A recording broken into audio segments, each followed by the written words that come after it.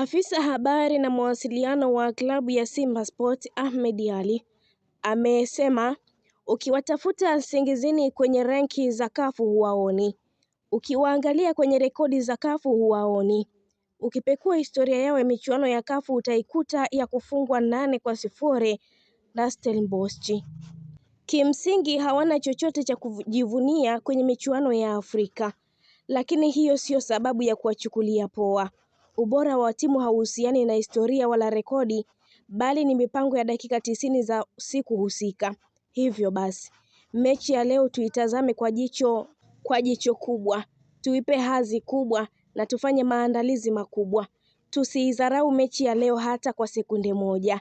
Tucheze vile Simba tunacheza kwenye mechi hizi za kimataifa. Kwa ufupi tuitolee macho kweli kweli. Inshallah tutapata tunachokitaka na wanasimba tutafurahi. Pia alisema hapo jana wamefanya mazoezi ya mwisho kuelekea mchezo wao dhidi ya Nsingizini Hotspurs. Wanamshukuru Mungu kila kitu kimeenda sawa na wachezaji wao wapo katika hali nzuri. Tumuombe Mungu tuamke salama na atupe nguvu ya kupambana kesho ambapo ni leo sasa.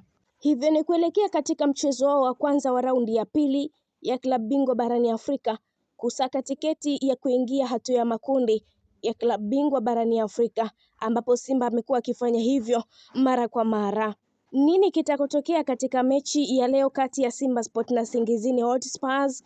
Endelea kutufuatilia Nile TV. Pia usisahau kulike, kushare, kucomment pamoja na kusubscribe channel yetu ili uendelee kufurahia taarifa zetu mbalimbali za kimichezo kutoka ndani na nje ya mipaka ya Tanzania.